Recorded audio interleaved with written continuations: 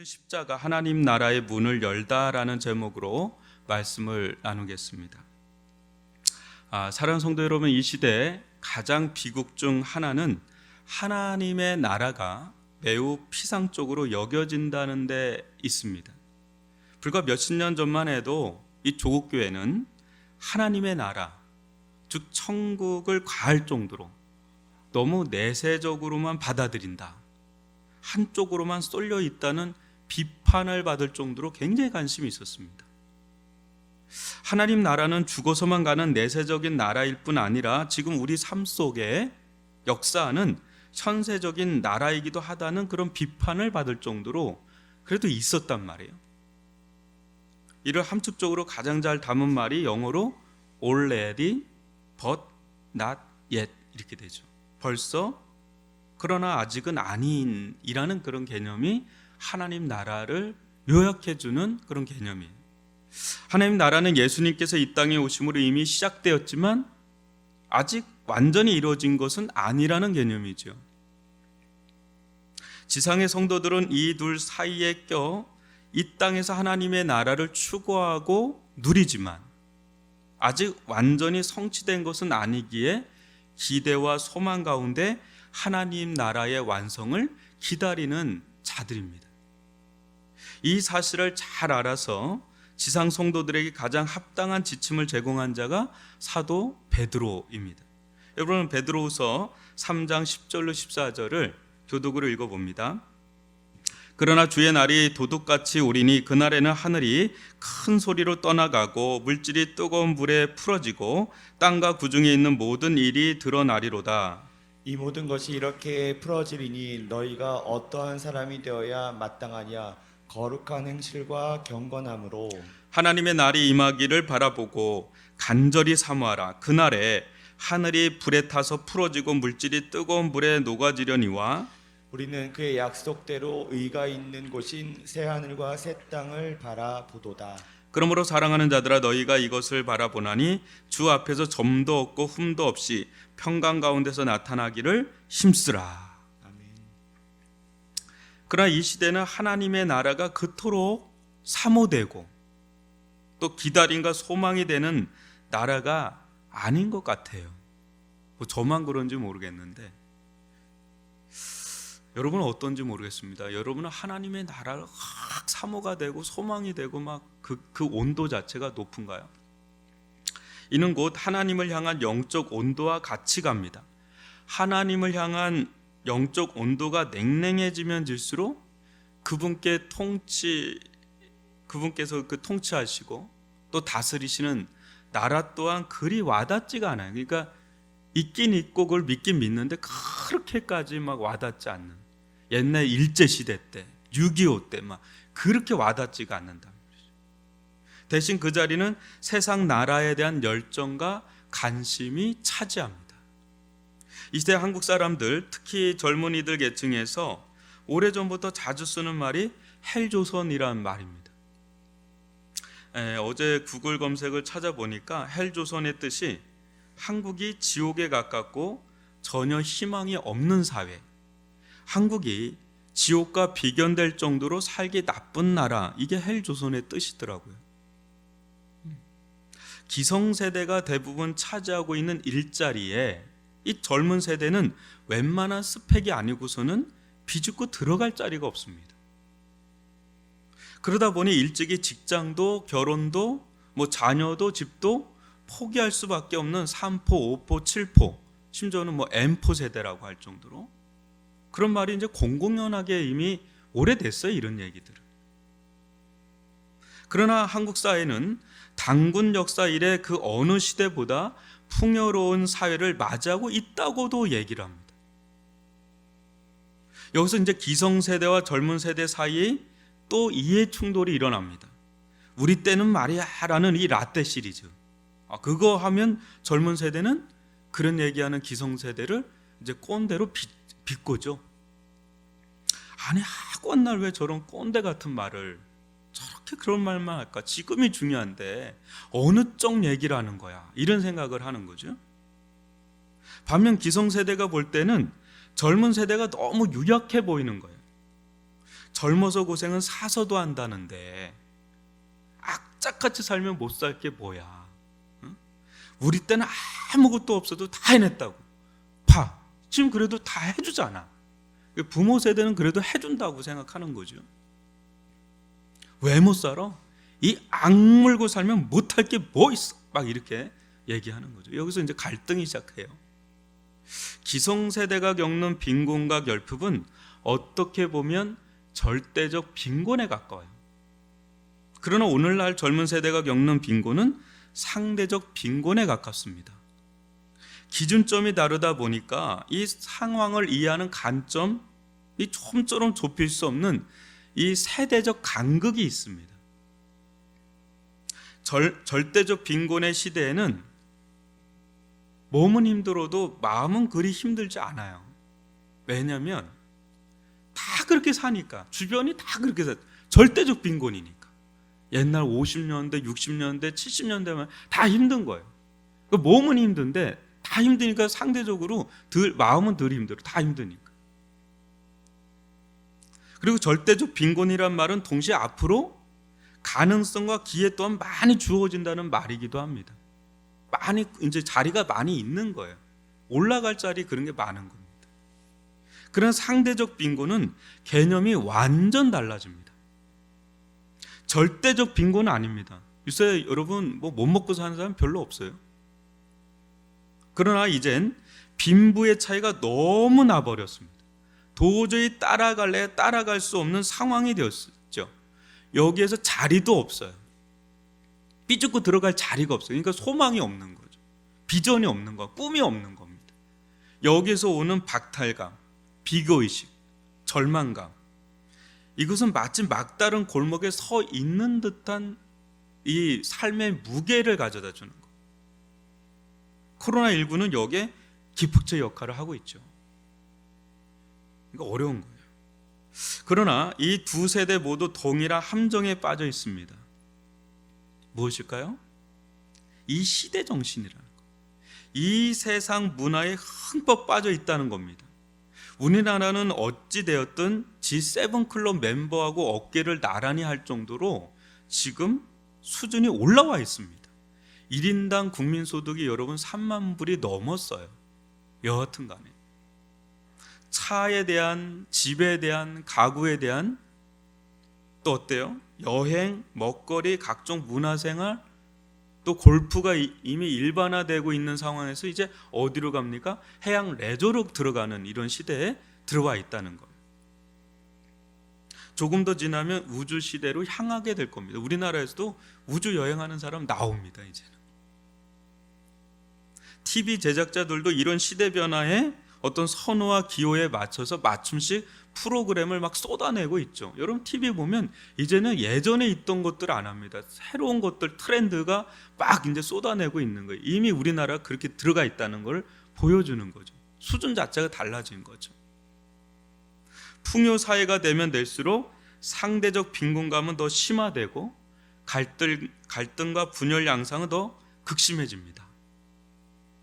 더욱이 서구 사회가 선 경험했듯 교회 공동체성은 약화되고 신앙은 개인주의화되며 현저하게 후퇴합니다.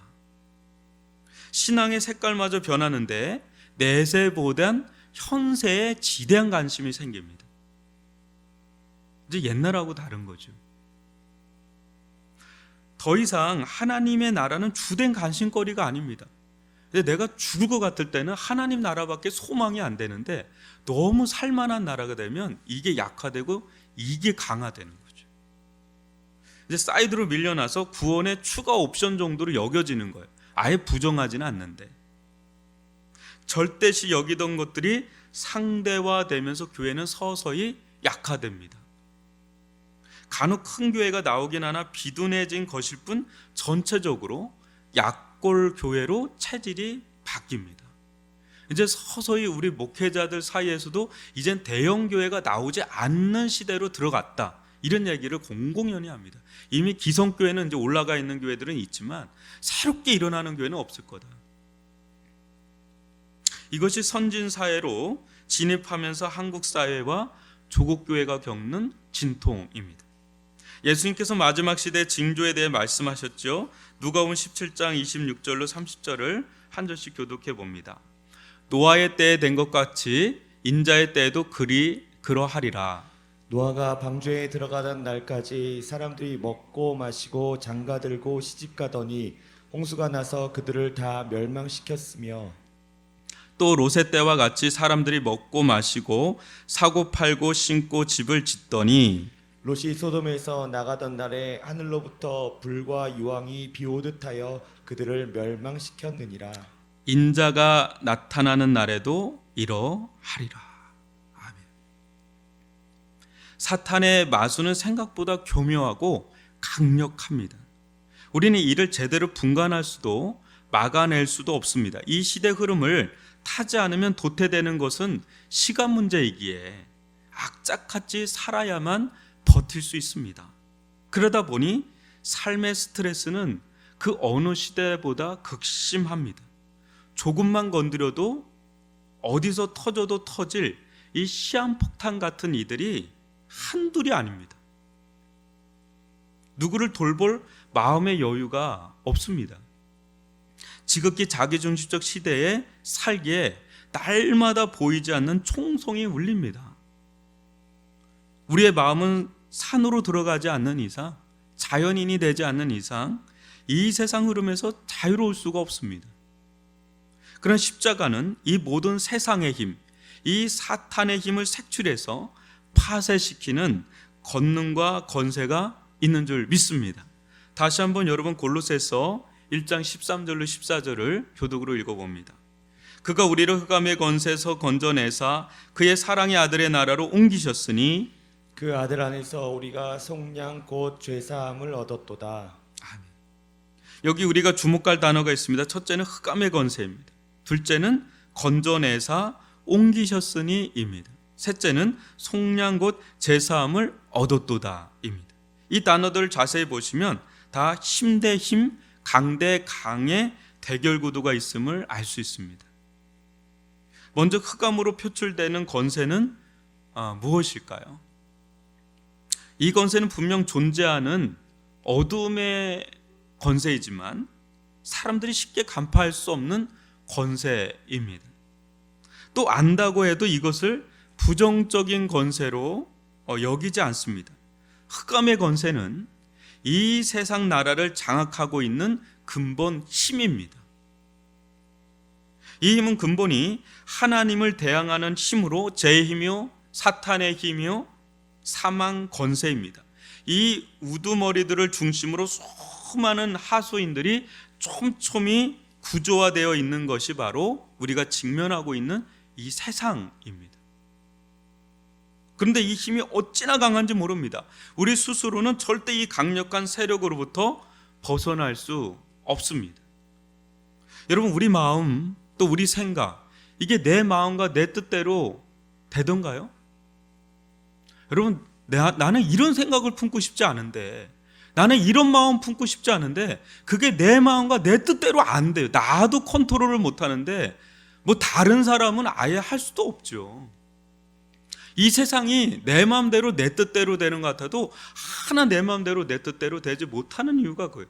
내 마음, 나 자신도 할 수가 없는데 누굴 뭘 어떻게 하겠어요?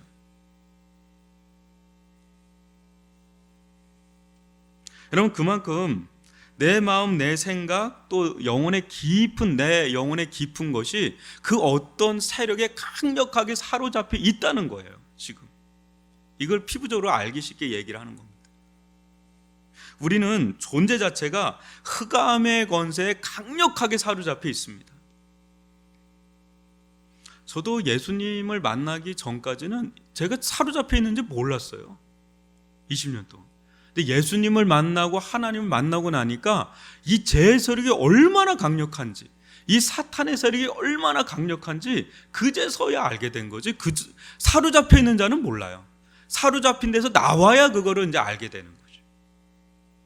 그러나 하나님께서 십자가의 권능으로 하나님의 아들 예수의 나라로 한 사람 한 사람을 건져 옮겨 심는 구원의 작업을 이 세상 한복판에 이루신다는 거예요. 그 증인들이 우리들 아닙니까? 죄와 사탄, 사망의 권세는 아주 발악을 합니다.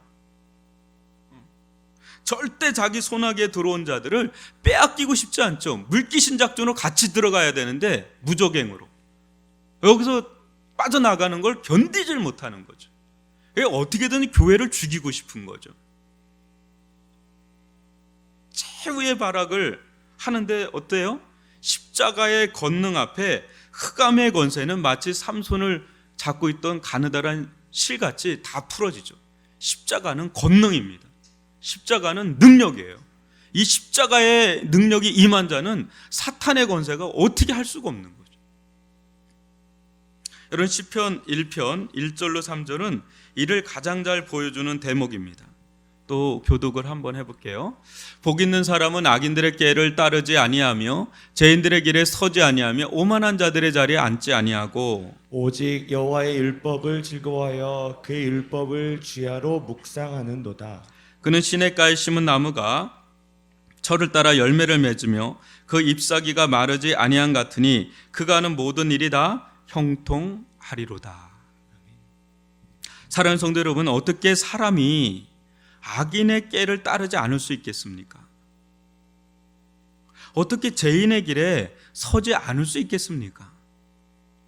오만한 자의 자리에 어떻게 앉지 않을 수 있겠어요?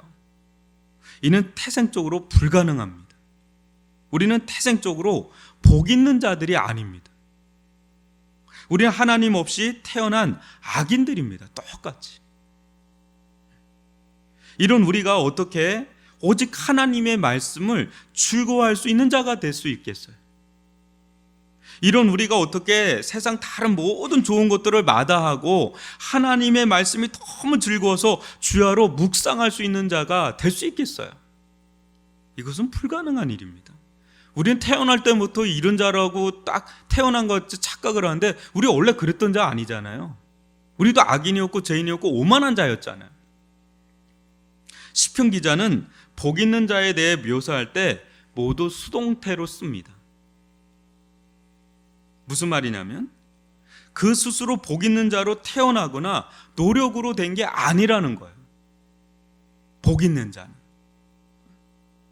마치 어떤 강력한 힘에 의해서 이 척박한 광야에 있던 나무가 마르지 않는 강물에 심겨진 그런 것과 같다고 지금 묘사하고 있는 거예요. 그의 근본 뿌리가 뽑혀서 전혀 다른 세계에 심겨진 게 복 있는 자라는 거예요. 그에게 강력한 어떤 힘이 작용한 거죠. 여기서 뿌리째 뽑혀가지고 여기 심으려면 뭔가 강력한 힘이 작용한 거겠죠. 그래서 완전히 다른 영향권으로 들어가게 된 겁니다. 이 모든 것이 다 수동적으로 이루어진 것이죠. 우리는 이를 보통 전적인 은혜 역사라고 부릅니다. 여러분, 세상이 제 아무리 강력한 권세를 발휘해도 십자가가 권능 앞에서는 그 모든 흑암의 권세는 무장 해제됩니다. 주님의 전능하신 손길, 그 사랑의 손길 안에 앞에 그 어떤 제약도, 그 어떤 사탄의 묶임도, 그 어떤 사망의 그늘도 무너지고 마는 거죠. 십자가의 권능은 이 모든 것으로부터 우리를 건져내는 권세가 있습니다. 이 십자가의 권세가 임하는 자들은 세상 나라에서 그 존재가 뿌리째 뽑힙니다. 하나님께서 사랑하시는 아들의 나라로, 하나님의 나라로 예수 안으로 들어가게 되는 그런 은혜를 경험하게 되지요. 그래서 이 세상에 사나 이 세상의 영향권에 지배를 받는 게 아니라 또 다른 하나님 나라의 영향권에 지배를 받는 자로 변화되는 놀라운 은혜의 경험을 하게 되지요. 여러분, 예수님께서도 나다나엘을 보고 무엇이라고 말씀하셨습니까? 요한복음 1장 51절을 같이 읽어봅니다. 시작. 또 이르시되 진실로 진실로 너에게 이르노니 하늘이 열리고 하나님의 사자들이 인자 위에 오르락 내리락 하는 것을 보리라 하시니라. 예수님은 하늘이 열린 자죠. 예수님께서 오시자 막혔던 하늘이 열렸습니다. 하늘이 열리자 하나님의 사자들이 인자 위에 오르락 내리락 하는 것을 보면서 부지런히 하는 하나님의 사자들이 하나님의 계시의 말씀을 예수님께 오르락내리락 하면서 전달하는 그걸 볼 것이다. 또 하늘에서나 가능한 일들이 이 땅에서 이루어졌죠. 예수님의 삶을 통해서, 생애를 통해서 하나님 나라에서만 이루어질 만한 것들이 막 이루어지죠. 기적과 이적들이. 무엇보다 하늘에서 이루어진 하나님의 나라가 이 땅에서 이루어지는 역사가 이제 곳곳에서 일어나는 것을 우리는 복음서를 통해서 보게 됐죠. 여러분, 이 하나님의 나라가 어디에서 구체적으로 이루어집니까? 그 십자가 상에서 이루어지죠. 예수님께서 십자가에서 죽으시자 공교롭게도 신기하게도 어떻습니까? 성소의 휘장이 위에서 아래로 쭉 찢어져 버렸습니다. 이 말은 지성소가 환하게 이제 열렸다는 거죠. 성소와 지성소를 가로막던 휘장이 둘로 찢어지면서. 지성소는 어떤 곳입니까? 하나님께서 임재하시고 또 말씀하시는 보좌가 있는 곳 아닙니까? 예수님의 십자가를 간통한 자들에게 이제 하나님의 보좌가 활짝 열렸다는 거죠. 하나님의 나라가 활짝 열려서 이제 어느 누구나 언제 어디서나 예수 그리스도를 통해서 하나님의 성소 깊은 곳까지 들어가게 되었습니다. 하나님의 자녀로 하나님의 절대적 은혜와 사랑 또 공의와 진리의 통치 아래 들어가게 됐죠. 여러분, 히브리서 10장 19절로 20절을 또 읽어봅니다. 그러므로 형제들아, 우리가 예수의 피를 힘입어 성소에 들어갈 담력을 얻었나니 그 길은 우리를 위하여 휘장 가운데로 열어놓으신 새로운 살 길이요 휘장은 곧 그의 육체니라. 전에 하나님 없이 살던 우리는 흑암의 권세 아래 사로잡혀서 원하든 원치 않든 어둠의 일에 종사하며 살았습니다. 근데 이제는 빛의 자녀가 되었습니다. 소속 자체가 완전히 하나님의 소유물이 되었습니다. 이 땅에 사는 이유는 이제 하나님 나라의 대사로 사는 거죠. 여러분, 빌립보서 3장 20절도 한번 읽어봅니다. 그러나 우리의 시민권은 하늘에 있는지라 거기로부터 구원하는 자 곧 주 예수 그리스도를 기다리노니. 여러분, 우리의 시민권이 어디 있다 그래요? 하늘에 있다 그래요. 우리 이중국적자입니다. 뭐예요? 하나는 이 대한민국의 국적을 가지고 있죠. 근데 보다 우리의 시민권은 어디에 있다고요? 이제 이전이 됐어요. 하나님 나라의 이민 간 자들이. 거기에 이제는 시민권을 얻은, 국적을 얻은 자들이 되었단 말이에요. 그러니까 이 땅에 사는 이유는 그냥 이게 대사로 사는 거예요. 이 땅에 그냥 파송된 대사로. 하늘의 강력한 빛의 권세에 사로잡혀 이 진리의 말씀에 사로잡혔어. 하나님 나라의 영향권 아래 사는 자, 그 자들이 바로 성도요, 바로 그게 교회입니다. 그러므로 교회는 세상 나라와는 달라도 다릅니다. 달라야지 해서 다른 게 아니라, 여러분, 고양이와 호랑이가 그냥 다르잖아요. 자연스럽게 그냥 고양이는 고양이고 호랑이는 호랑이잖아요. 왜? 존재 자체가 이제 다른 존재잖아요. 그와 마찬가지로 이 교회, 성도는 뭔가 다른 겁니다. 내가 다르게 살아야지, 달라져야지. 이게 내 노력으로 내가 어떻게 해서 다른 게 아니라 그냥 우리 존재 자체가 완전히 여기서 흑암의 권세에서 그냥 사로잡혔던 흑암의 권세에서 뿌려 뽑혀가지고 하나님의 나라로, 예수 안으로 이전됐기 때문에 이제는 완전히 다른 영향권 속에 들어왔기 때문에 그냥 다른 거예요. 다른 어떤 특성을 나타내는, 성질을 나타내는, 자연스럽게, 그냥 너무 자연스러운 거예요. 이렇게 사는 게 너무 자연스러운 거죠. 이전에는 우리도 어둠에 종사를 했던 자들인데 어때요? 이제는 하나님을 경배하고 하나님을 찾습니다. 하나님의 말씀을 즐거워하면서 하나님의 뜻대로 사는 것을 기뻐하는 거죠. 그전에는 그렇게 못 살았죠. 살려고 해도 그렇게 못 살았던 우리들 가운데 은혜의 역사로 하나님의 십자가의 권능 앞에 우리가 들어가니까, 굴복되니까 어때요? 이제는 하나님의 뜻대로 살고자 하는 자로 변화되는 놀라운 그런 은혜의 경험을 하게 되었죠. 사나 죽으나 오직 이 땅 가운데 단 하나의 소원이 있다면 예수 그리스도, 그 이름이 존귀케 되는 것입니다. 그 길을 위해서라면 자신의 전부를 내어줄 수 있는 자들이 바로 크리스찬들, 우리 성도들, 우리 교회입니다.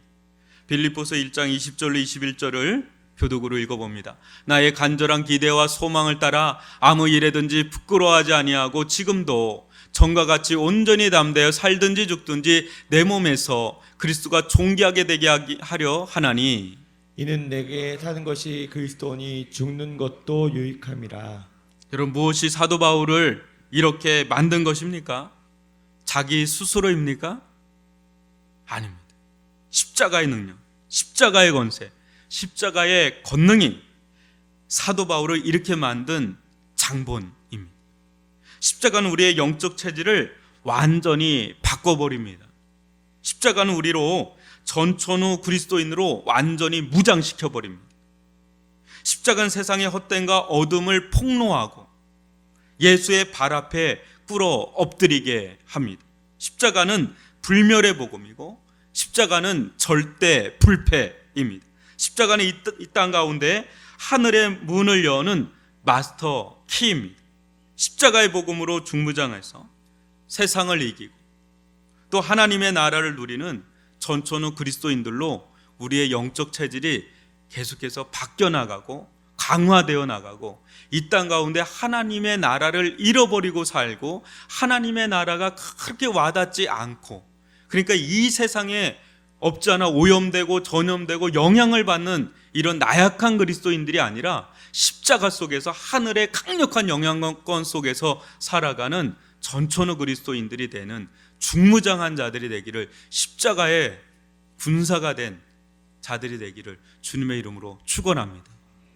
십자가는 하늘의 문을 여는 마스터 키입니다. 우리는 십자가를 통해서 이미 하나님의 나라 안에 들어와 있는 자들, 하나님 안에 들어와 있는 자들, 예수 그리스도 안에 들어와 있는 자들, 이미 하나님이 우리 안에 계시고 성령님도 우리 안에 계시고 예수님도 우리 안에 계시는 완전히 소속이 달라져 버린 그런 하늘의 시민권자임을 잊지 마시고 하늘의 지대한 영향을 받는, 그래서 이 땅의 빛과 소금의 역할을 감당하는 그런 믿음의 사람들이 되기를 주님의 이름으로 축원합니다. 오늘 이 말씀 가지고 여러분